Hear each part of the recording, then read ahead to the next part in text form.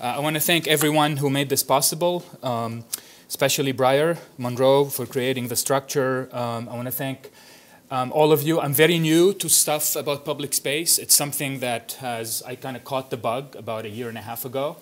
And I've learned a lot today from Don's very inspiring opening, to Carolyn's very inspiring paper, to everything else about Iran. So I'm hoping to kind of maybe build some connections with what you've said. This is an accidental project. An accidental project in the sense that I went to Beirut last year supposedly to finish a book about a completely different topic. And then when you live right in the middle of the city and you start walking around, you start seeing things, and the things you see start making you think about other things. And these things start to make you feel that the project that you cared so deeply about is not that exciting anymore. And maybe it's time to focus on something else. And since I've been back, I've been in a state of paralysis between the two projects. And so this is kind of my coming out event about the graffiti project. So I tried to simplify it as much as possible.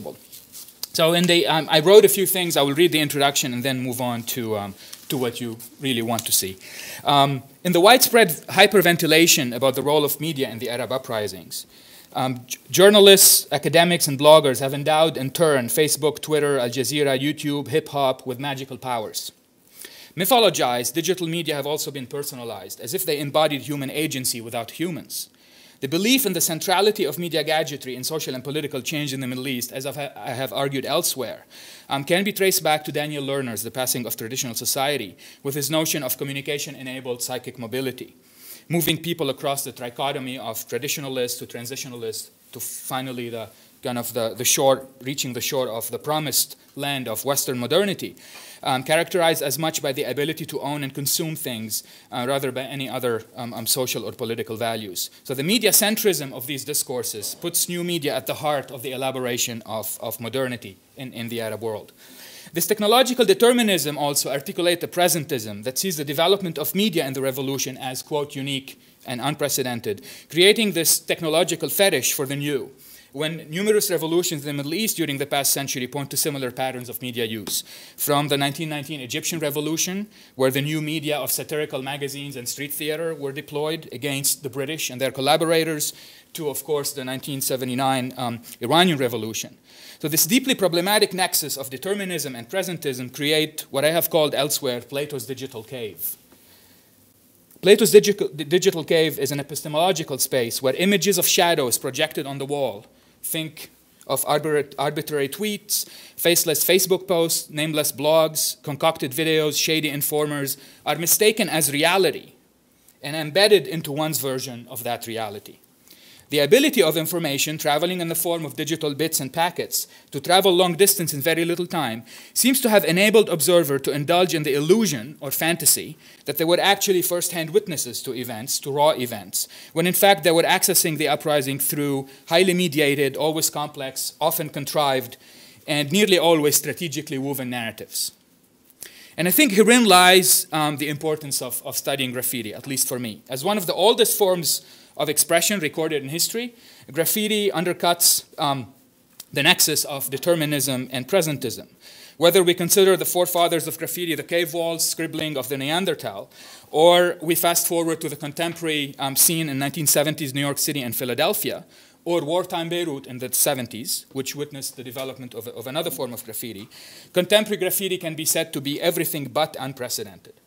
Formally, graffiti still consists of paint on walls, even if nowadays paint comes out of spray cans and walls can be in concrete or metal, and even if most graffiti tend to survive online, to resurface in other cities, on other walls, in other neighborhoods, recolored, multiplied, proliferated, appropriated, and more often than not, changed. In addition, graffiti presents a formidable epistemological challenge, as ink blots on city walls, themselves often anonymous, fought by business owners and security services. And if you try to get the literature on graffiti, you'll be swamped by a tsunami. About 40% of it is about bathroom graffiti, And the next 40% is about how to fight graffiti in criminal justice journals. And then you get to the kind of 20% interesting actual analysis, the kind of analysis that we've seen here today. So there's something about graffiti that is effectively and viscerally attractive. That's something that you cannot ignore as you walk down the street. And I'm speaking, obviously, from personal experience. That's the only way I can speak. So graffiti is difficult to track and document. It requires local knowledge, and it requires some kind of a quotidian haunting of the street. So if you walk, even, I will show some examples, by the same stencils on a daily basis, every couple of days, you'll see dialogues and contests enacted on the walls where things are subverted and halfway erased and repainted, and I'll show you examples. But this combination of local concreteness and extreme ephemerality, rendered at once more acute and more diffuse by the internet, I think provides a parallel space where graffiti goes to survive. That's the internet. Raises several questions. So what I'm trying to do here is a couple of things. First of all, explore kind of a short history of Beirut graffiti. So we're going to go very quickly from the 70s, where graffiti began as war slogans, logos painted on walls, to today, where graffiti is both becoming a commercial enterprise and art that you put in a museum. And this is a usual trajectory. There's nothing unique about this. But one of the things that I'm exploring, and I don't have an answer, at best I have a good question, which is graffiti has been understood as an impure genre, as Nestor Garcia Conclini called it, or an interstitial practice. In other words, it's very difficult to define as a media form. I'm going to read to you very quickly from the Italian sociologist Andrea Briganti, who said that graffiti is very difficult to define. It's difficult to identify its boundaries because it interacts and often overlaps and interweaves with other fields and other practices, including art and design as aesthetic work, criminal law as vandalism, crime, politics as a message of resistance, liberation, emancipation, and market as a merchandisable product. Because no official and universally agreed definition exists. Graffiti appears as an interstitial practice, a practice about whose definitions and boundaries different social actors hold inevitably different conceptions. Graffiti seems to be located precisely in a residuum of one of these fields. So I'm very interested in this, exploring the notion, because graffiti is this impure genre, it will be able to avoid kind of the ultimate co-optation of commerce and the museum. Right? And this is something that you'll, hopefully in the Q&A, we'll talk about this a little bit.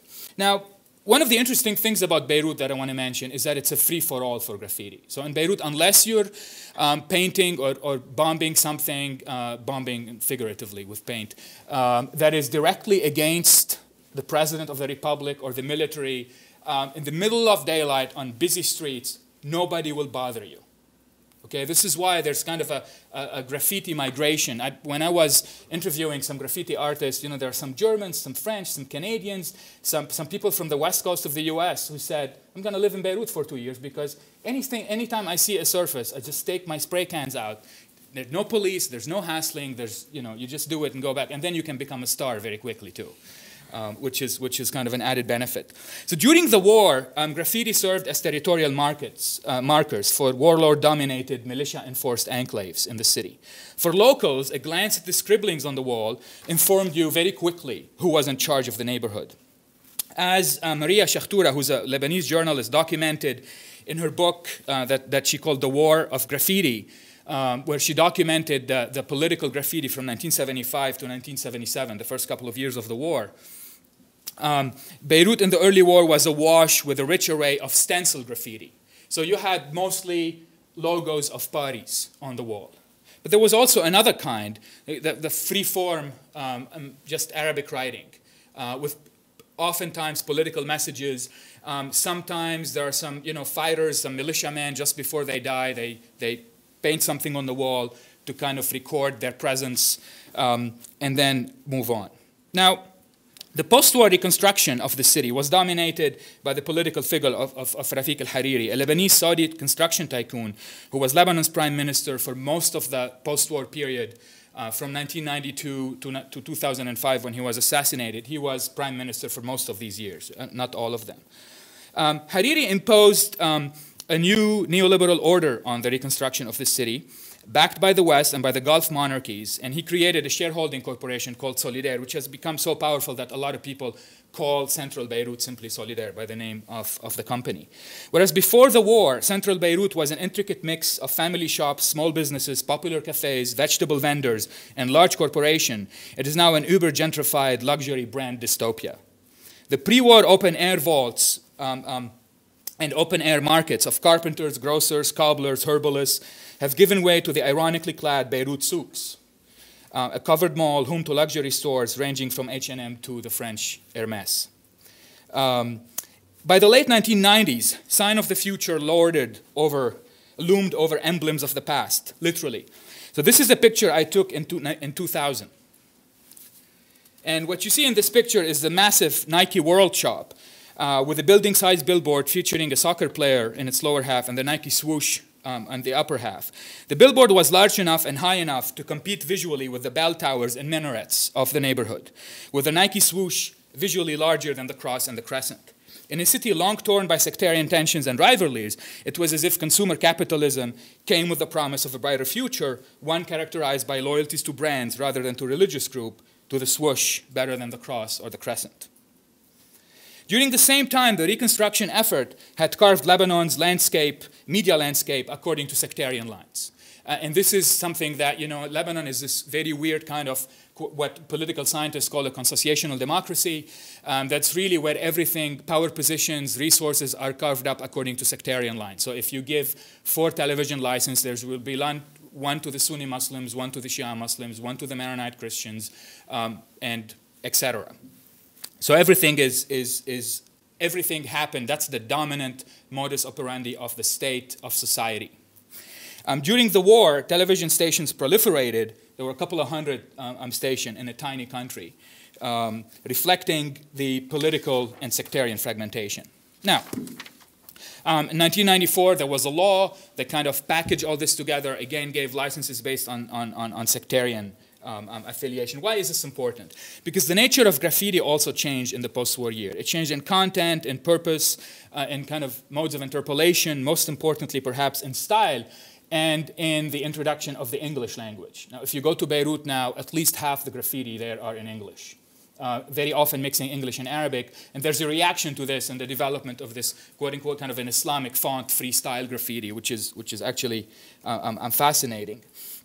So post-war graffiti also reflected fundamental changes in Lebanese and political social life. As Syrian political hegemony over Lebanon was consecrated, municipal elections were reinstated, so you had a lot of campaigning with graffiti. And then free market fundamentalism reigned supreme in affairs of the states, where tourists and investors from the Gulf monarchies, and including rich members of the Lebanese diaspora, were assiduously courted to come back.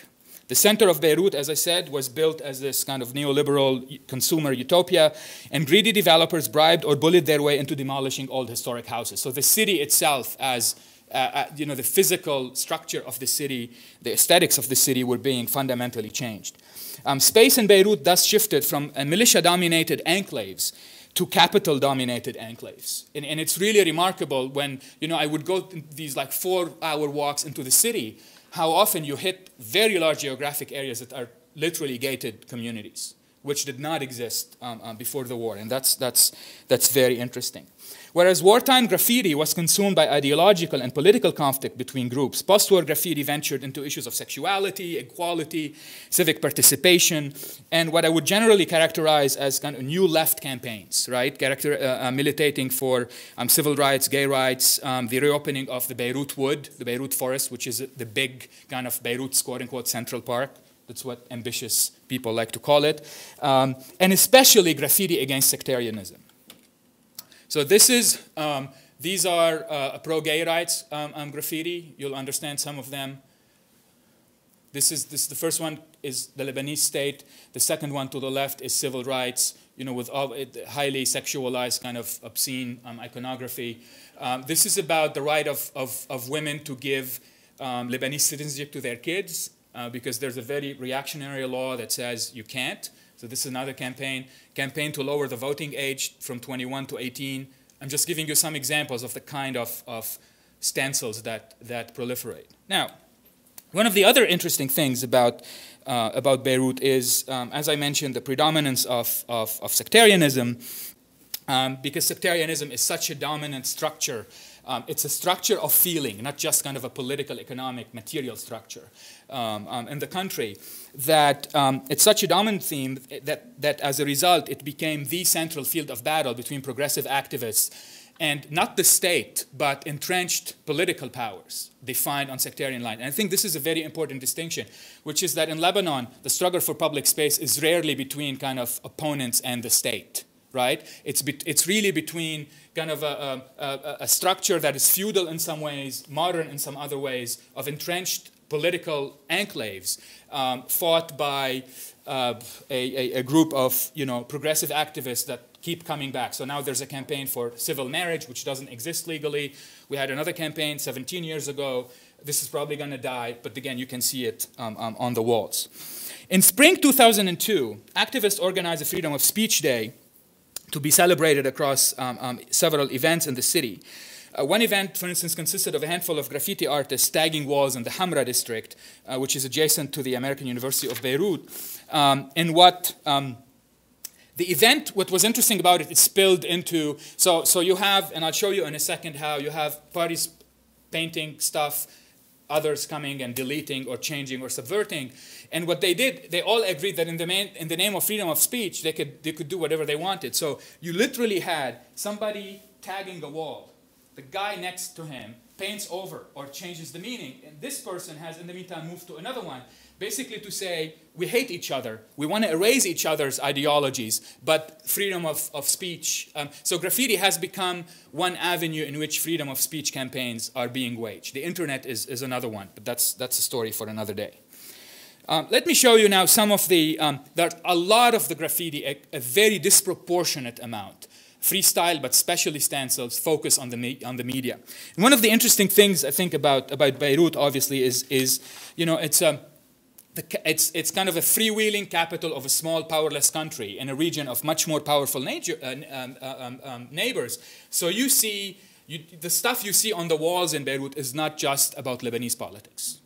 Syrian, the Egyptian revolution, what's happened, the Bahrain uprising, Armenia versus Turkey, you see all of these. So let me show you a few examples. So this is a campaign by activists against Syrian media, and what it says, it shows a TV set. This is apparently a very old stencil that some people say they've seen in Berlin. I don't know, but I'm checking on this. It says liar on the screen, and underneath it says Syrian media. So this is against the Syrian regime media. Now, this is one way in which you change the message. This is another one.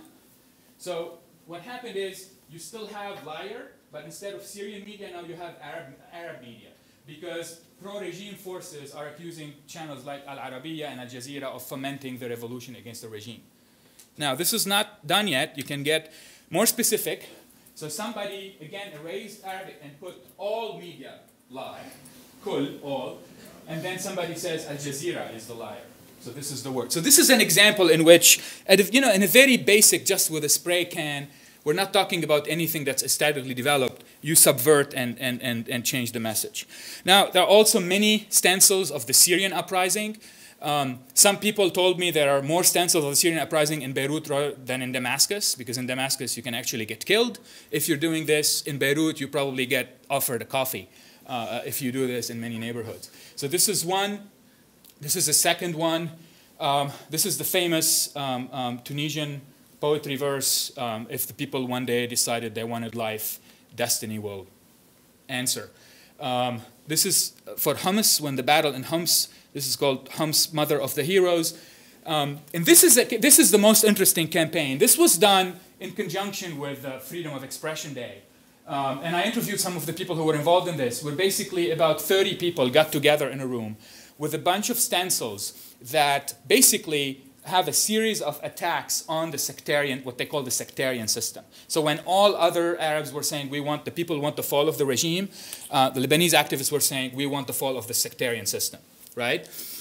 So this asks the question, why is the electrical power still cut? Because of the sectarian system. Why have prisoners in Israeli and Syrian jails not come back home? Because of the sectarian systems. Why don't we have an independent judiciary? because of the sectarian system. So there was a very concerted campaign, right? What's more interesting about this is the only campaign, graffiti campaign, that was really countrywide. I just happened to drive to Tripoli in the north and to Tahrir in the south within that week. And it's all over the place. And when I interviewed them, they said they did that on purpose because they wanted to appear everywhere at the same time.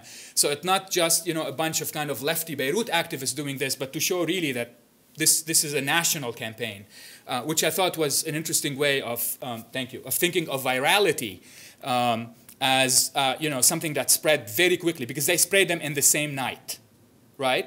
It's a tiny country, so you can do it, but you did not need the internet.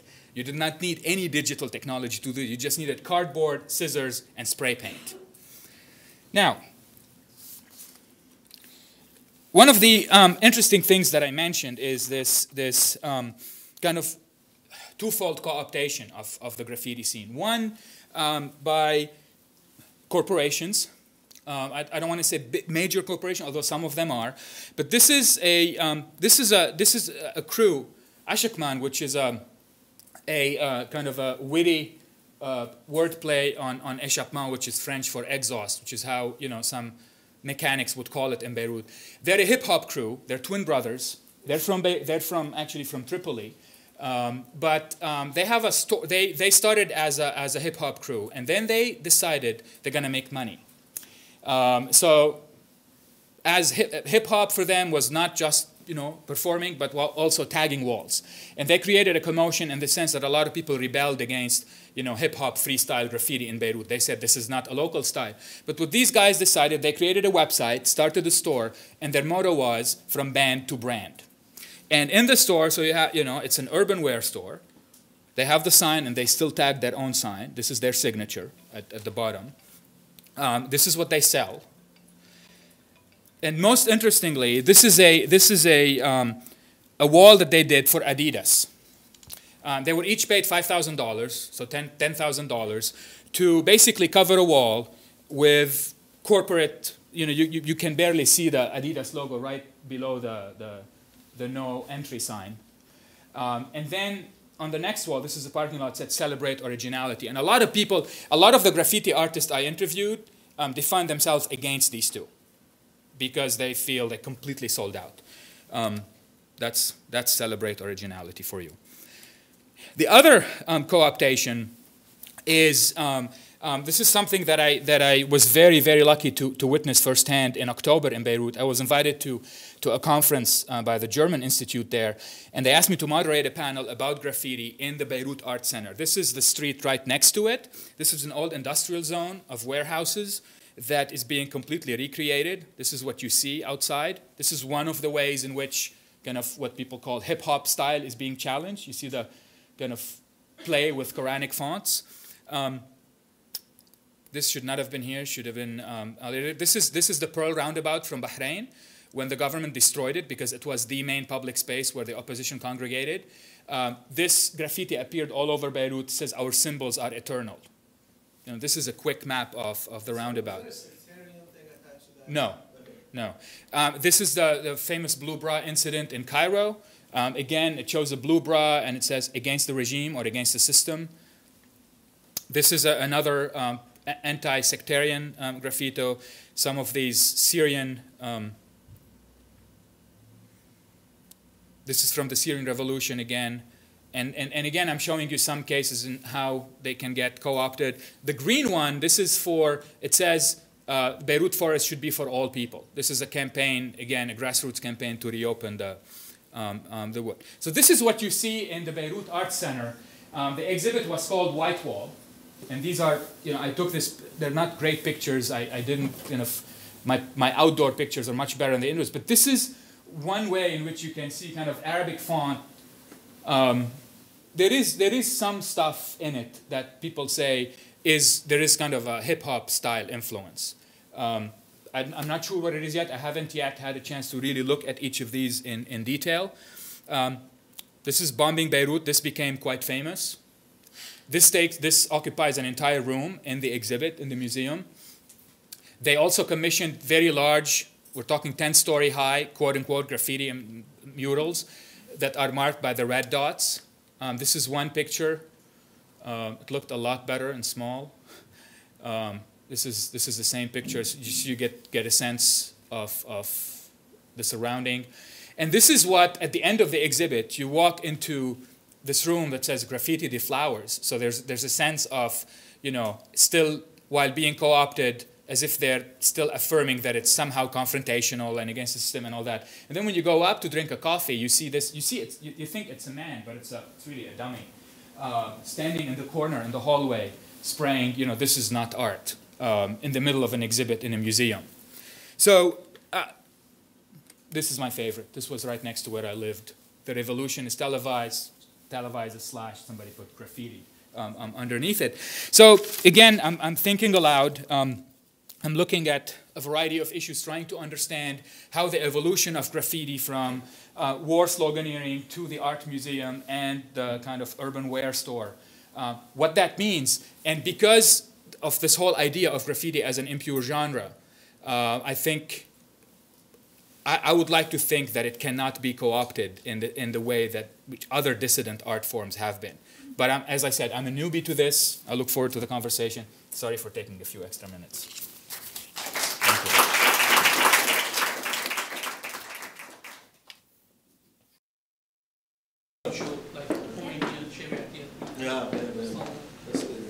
I just wanted to make a quick comment, and this may be something you're aware of, so you'll forgive me. Just stating the obvious, but as you were showing the murals, I was really drawn to the work that's been done on Northern Ireland. And I don't know if you're familiar. I mean, it's really interesting. There's a wonderful piece called "Death of a Mural," which was published in 2005. Belfast.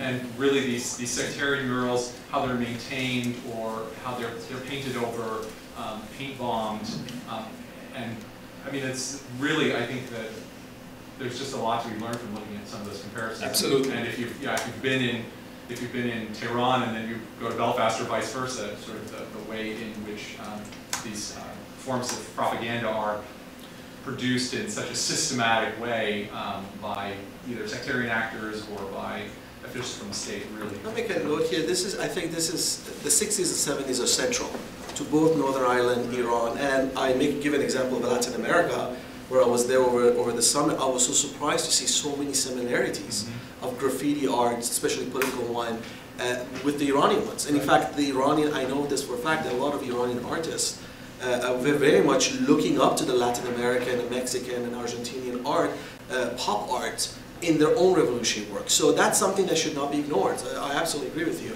Because of lots of artists in Iran had the left. Yeah, they had the whole Marxist leftist thing.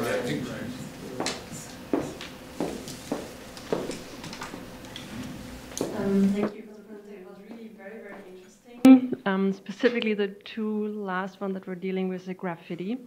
I have multiple questions. I'm trying to summarize them. So I really like the terminology of the digital cave. But I'm also wondering, so there are two terms that come into my mind, authorship and representation, and how much we maybe romanticize the graffiti because it's a signifier for bottom-up and art, and all artists are good, and therefore we accept this much more than maybe bloggers or whatever, and that we actually evaluate more the content that we see on the wall, and that we understand that we very much support the political discussion about specifically these slogans that have been posted in Iran. So my connotation when I hear graffiti, for example, I memorized more, or I thought more about graffitis that you see in Berlin. Every hidden corner is occupied with graffiti, and they are not always positive. When I refer back to, well, some of them are Ausländer raus, we don't want to have Turks here, very aggressive communication in the public space. And for sure we know it's just one voice. And I think this is really coming back to the authorship and the representation. This is an artist who's running a campaign, or maybe two artists or 500 artists, but they are not representing the public. Though I very much appreciate the fact that it's out in the visible public space, and therefore everyone can see and reflect it when I'm living in this neighborhood. If I don't live in the neighborhood, I never saw it maybe. And So I don't know if I have questions. These are more comments. And the last comment is, I don't know, because you mentioned the Adidas. Converse now took another walk. Yeah, but for example, Nike was running a campaign in Berlin, and they were using intentionally the language of the subculture. And there are a lot of scouts, marketing, branding scouts out there in the world capturing these languages because they have a positive connotation, but the message that is sent is actually a very different one. So, IBM did that yeah. too. So it's the differentiation between content and technique and tool, and that this has two sides of a coin. I mean, authorship is something that I'm paying a lot of attention to. In fact, I have a draft of an essay that I call The Dearth of the Author, because one of the things that's so interesting about there are several issues. One, the self-defined progressive graffiti community in Beirut shuns anybody who signs their graffiti, because they think it's just a publicity stunt, and it's self-promotion, and that's vile. Literally, that's the word that a lot of people use.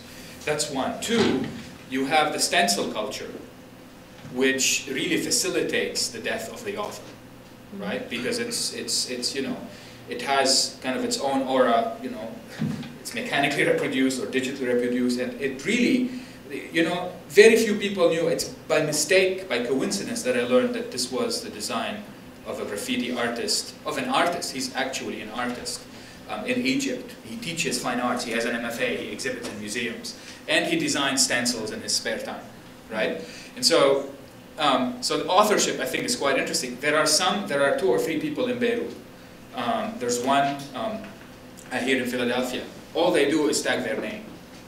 So you go from the extreme anonymity to the other extreme, which is all there is the name. So I think, but I think the way stencil graffiti is evolving, I think there's a sense that anonymity is good. I don't think all graffiti is good. I don't think all art is good. I wish more people, you know, would have the guts to say, you know, this is. I don't think this is good, and that should be fine. But the notion that the corporate world is capturing this, absolutely. I mean, that's what they do. And a lot of the new generation, they just move from the counterculture to, you know, they do a campaign for whatever, against homophobia in Beirut, and then sign a deal with Converse for $50,000 to tag a couple of walls, and then go back to the campaign on against, you know, domestic rape or whatever it is. And so they move, so the notion that it's either or, I think some of them are questioning it. They say, look, I want to make enough money in 2 months doing a corporate project to have 10 months to tag any wall I want about anything I want. They say that, so that's kind of interesting. I wonder if none of you really talked much about the regulation of graffiti by the authorities. I mean, Marwan, you said if you put it up and somebody saw it, then you'd get some copy. And I'm thinking of how in Buenos Aires, at least, the traditional stencil graffiti is the point about that is not only that it's very simple to do, but that you can do it very quickly. And yeah, and so the cops, you know, you can get away before the cops show up.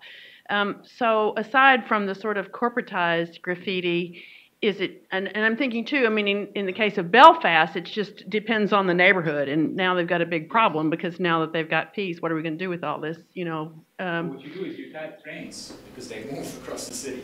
Yeah, but I mean, but I mean, the stuff in Belfast is really, they are historical artifacts in some sense now, but they're also, you know, very partisan, and people can't quite figure out what they're going to do with them. But could you speak really to whether or not there's any effort by the authorities? Who do they select? I mean, are there ever any penalties? Or actually, I'd like to ask all three. I mean, are we talking about a free-floating graffiti culture where people can put up wherever they want, or is there really regulation? Does it have political connotation or just property rights? To my knowledge, in Beirut, there have been 2 cases of arrests because of graffiti. Only 2 cases. One of them is a guy with whom I spent 2 days in the studio, on and off, who decided he wanted to have a campaign against the military, and he's going to tag the walls of military bases. And he did it once, he did it twice, and then they said, you can't criticize the military. It's something that in Lebanon is seen as, you know, the military is people joke that the military is the one institution that's not sectarian. right? So you don't criticize. So he got arrested. He spent one night in jail. He got out a superstar. That's the story. Two other people were spraying some very extreme, obscene language, graffiti against Bashar al-Assad right in front of a police checkpoint. They got busted for 2 hours. This is it.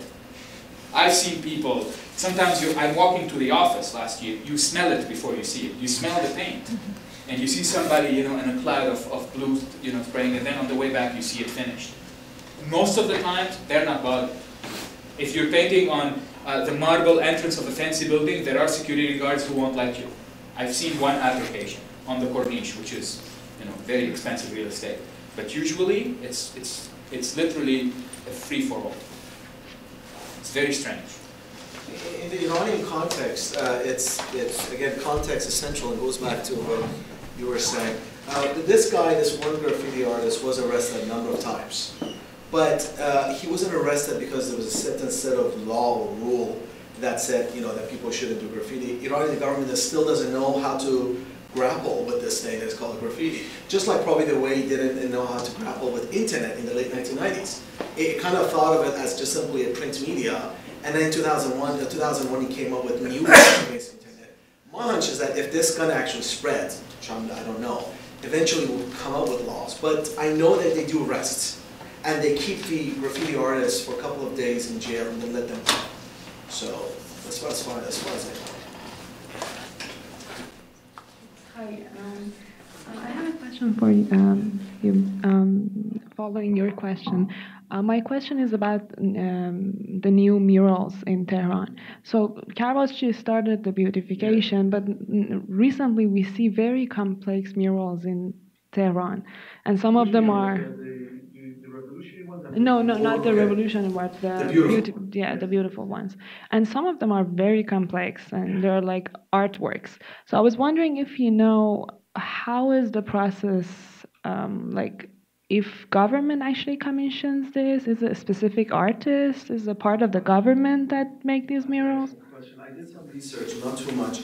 There are apparently 3 different government branches do this. One is the Basij, the Sepah has a branch that does this, especially for the the war ones, But the city of Tehran specifically has 2 different offices that they do this, and it depends on different sections of the city of Tehran, and it depends who's at the head of which mantaqeh or which region of Tehran. And they give this one artist the job to do something. It's kind of random. It's not that systematic, but it's very much under the turf of the Iranian, the Tehran mayor office. And just want to say, there's fundamental, when you talked about the muralists and kind of the similarity found with Latin America. I think there's the Mexican muralist school, right? Which is one of the most famous in the world. But if you look at it, I think there's a fundamental difference, which is the reason the Muralista school in Mexico was born out of an ideological statement, which is art should not be saved for rich people to enjoy in their living rooms. It should be so big that it's actually public, right? So Diego Rivera, he made several statements about this before he became famous and after he became famous. And so it's not the state trying to impose something. The state, if you can, you're a famous artist, you want to paint the National Library, please paint the wall. But it's not the same. I think this is a fundamental difference, right?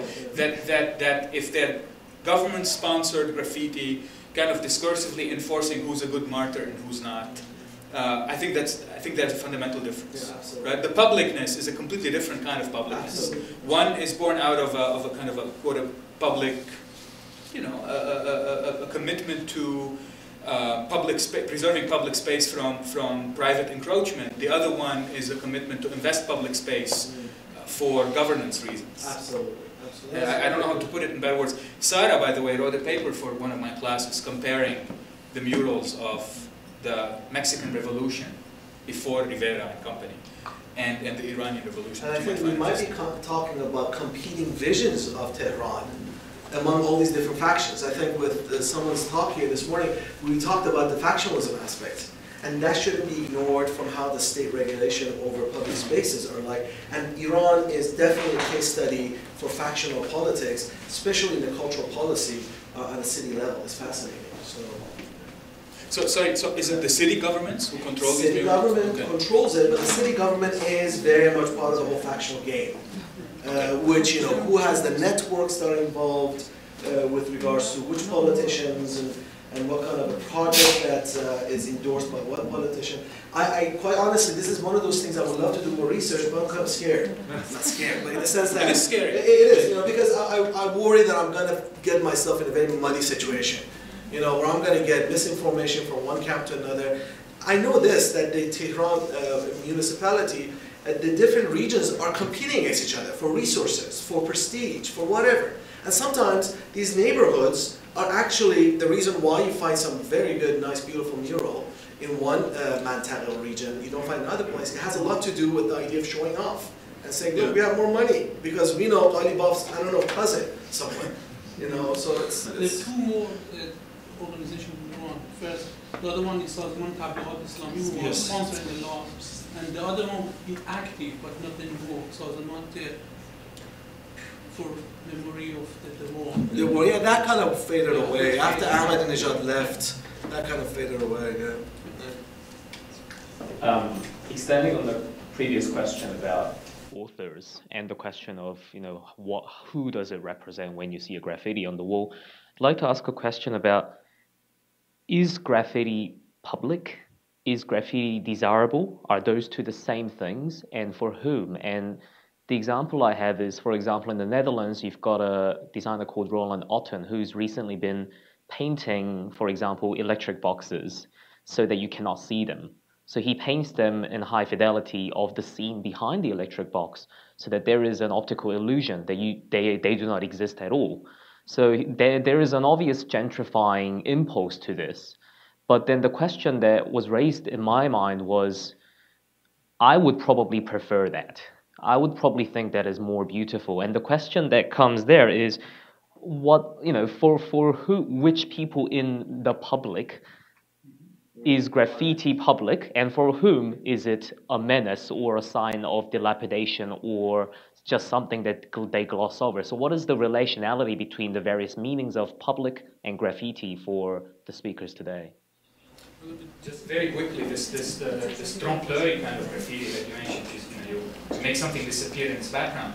On Mahmoud Street in Egypt, that was a very fundamental way in which the demonstrators and the artists who came from, you know, all art schools across Egypt, who, if you look at it, it's unbelievably good stylistically, where the Ministry of Interior, to block the access to the Ministry of the Interior, they put these, what, 3 cubic foot concrete. So you have, you know, 4 cubes, 4 cubes, 4 cubes, and it's a wall basically that blocks the street. Even if you ram it with a bus, you can't go through. They came and painted it in a way where you just, from the street, if you look from the street, you feel it's open, and it actually looks nicer than the actual street. And so in that sense, I think this is not gentrification, right? This is with the way I think of it, my kind of, you know, I don't know my Lefebvre very well, but one of the most interesting ways in looking at this that I think is interesting. Deleuze and Guattari have this notion of striated versus smooth spaces, right? So you have the striated space, which is the space of solid lines. You know what they call it? What is it? They call it the space where people fall in gravity, where people bump into the actual linear grid that organizes the city. But smooth space is more of an affective a space that makes people feel differently, even though it's a wall. If you keep walking, you're going to hit it. And I think those are two different analyses. And I'm not sure kind of the notion of smooth space is politically reactionary, you know, that you just made it look nicer, but it's still a material obstacle to what you want to do. So that's how I would begin to explore this. But it's a very interesting question. It is, and I couldn't say it better. So. I'm just going to build on that question. I can talk here. Okay. Yeah. I just want to build on that question about who is it for also, and ask, this is more a question of your experience. But you were both, or all three of you, were seeing these kind of with an intention. You were documenting, you were walking with intent, and maybe as a little bit also of outsiders not being fully present in Beirut or Tehran all the time. So what about everybody else? Do they even notice? Do they? I mean, somebody, I think it was Roxanne earlier, that was talking about the murals changing that keeps your, so maybe the conversations that people are erasing and talking, that might, maybe would, but otherwise, does it kind of start to fade into the background? Do you want to go? You go ahead. I think it does fade, and that's why they constantly come back in different forms and different reframing processes. And I give you that one example when I looked at that graffiti that was erased, and I saw just the fact that I left, and then a minute later I saw from a distance someone else stopping and looking at it. And this was just something that happened that morning. It made me realize there is an audience, a passive audience, perhaps, but there is a constant death with these. Right. I think that's the key word here. These are very ephemeral. These are very momentary events. I wouldn't call them moments, events. But, you know, Yeah. there's this constant, you know, In the Iranian they look, context. basically the walls look like palimpsests, right? You have layer after layer after layer. But the thing is that every new layer breaks the monotony. Very good. I mean, that's one of the things I've noticed, you know, and sometimes they can be very clever. So you have tiny stencils like this size, about 2 inches from the ground. So, you know, I'll be walking, taking photos. I didn't know we led parallel life as graffiti hunters. And you see a woman with a grocery bag standing like this, you know? And it's this it really changes your posture, your bodily posture in the city. And she sees me taking a picture and she asks me, what is this? What does this mean? She's curious. You know, a 70-year-old woman, she's carrying, you know, there's a head of lettuce coming out of the bag, and she's standing like this trying to decipher this. So people do pay attention, right? Whether they understand, whether they, I don't know. But they do break this kind of saturated media environment, I think. When they're new, when there are many of them, when the owner of a parking garage once painted this silver translucent paint over graffiti, and what happened is at night when cars come in and shine their light, you see like you see in 3D, you see like 3-4 layers. Although so it changes. Every action changes the aesthetic, and I think just as it shuts an avenue for attention, for people to pay attention, it opens a new one. And who said academic life is boring? This is so fun. That's okay. I have a question based on, again, authorship. You have famous artists, graffiti artists like Banksy, who has made himself famous even though he's anonymous. He just carries as anonymous, like his fake name. He goes about selling art, not considering himself artist, but creating these stencils and having a sense of ownership that are being duplicated, triplicated, reused, readapted. But my question is to you, as you see it as a sense of propaganda in the city, do you find in a way that public realm versus the private realm can coincide when you have these kind of levels of layers that appear within the urban fabric? I'm not sure if I understand. Well, the question is about the sense of the layers that exist within the urban realm as propaganda. And you talk about these spaces that exist like alleys, places that are being defaced and showing different. You talk about different levels of spaces where being propaganda appears, but those happens in places where it kind of like skewered, step away, removed. I'm talking about more about the propaganda happening within the city and when they're tagged in areas that are visible. You mean more central spaces? Yes, yes. Visible. Okay. Right, maybe you can take several of the comments and then they can answer. Okay, hold on. We're going to run out of time. So I'm in the second round now. I have to come back to the two comments that had already been mentioned, because this was actually my original question about authorship and representation. So the question is also in relationship to appropriation, because artists are taking over this space, and it probably needs a very specific character to do this. I would never, even if I don't agree or agree on something, I would never go ahead and take paint or my pen or whatever and state on the wall. So who is it representing and why? Because I would like to have a debate and political dialogue with someone than putting something anonymously into the space. It just has something to do with how I'm appropriating space. No, I'm not saying I'm good and the others are bad, or the others are bad and I'm good. It's about, no, because sociologists are permanently discussing and criticizing architecture because it is defining appropriation. And I'm just saying, well, artists, there's also a very specific act of appropriation that is not applicable for everyone.